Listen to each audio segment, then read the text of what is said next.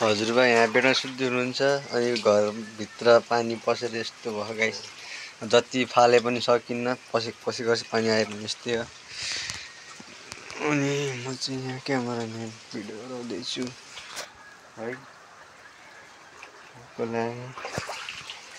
यहाँ घरभित्र पानी पसेर यस्तो भयो छ होला, देख्नु सक्नुहुन्छ यहाँ। होइन हजुरबा पानी पसेर यस्तो भएन? अनि मोबाइल गयो भने चुप्लुङ हुन्छ। खाटमुनि साटमुनि सब भित्र है। अब बाहिर नि देखाउँछु मैले लगाएर। यस्तो म घरमा बस्नुपर्छ। यहाँ पानी आयो भने सब आँगन भरेर भित्र पस्छ। कुलोबाट आउँछ त्यस्तै पानी, सबै बाटोबाट सबै आएर भरिन्छ। पानी यस्तरी यहाँ भरेर घर बनाउनु यस्तो हेर्न सक्नुहुन्छ हाम्रो घर कस्तो बस्छ है गाइस। अब यो ढोकाबाट बाहिर निस्क्यो भने झन् चुप्लुङ म उताबाट आएको भर्खर आयो। एउटा पानी भर्रे गर्छ, फालेर कहाँ सकिन्छ त नि। यस्तो घरमा मनपर्छ हेर्नु, देख्न सक्नुहुन्छ घरको हालत हेर्नु। चुलो निप्छ भित्र, चुलोभित्र सब पानी पस्छ। यो आँगन यहाँ झन् चुप्लुङ छ, फुट्टे गढेछ आँगन सब भसेर पानी आएको। अलि मोबाइल खस्यो भने भग्न जान्छ। सबै भएर अहिले चाहिँ रातिको बेलामा कति बजी छ?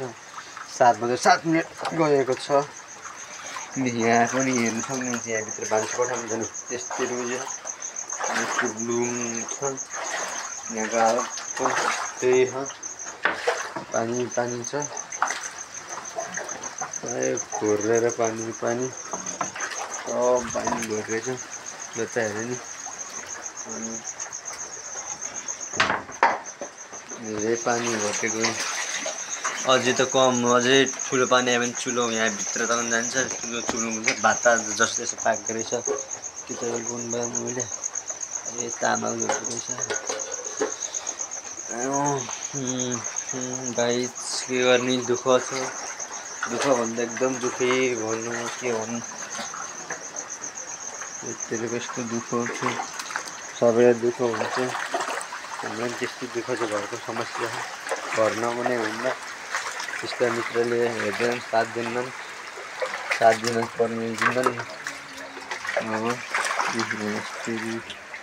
यहाँभित्र पनि त्यो मेनभित्र आएको त्यो अर्को छ, कुखुरा यहाँ छ। सबै पानीले चुप्लुङ भएर मेरो जुत्ता नि बगाएछ।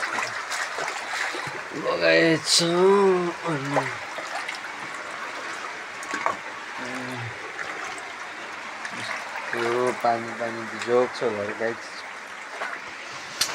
राख्दै गाइस। अब यहाँभित्र नि पस्नु बाँकी छ, बिस्तारै सुरु गरेर पस्नुको लागि पानी। अन्डा यहाँ माथि राखेको लगाइ अहिले त्यही देखाएको मैले पानी परेको सधैँ यस्तै हेर्छु गाइस। बर्खा टाइममा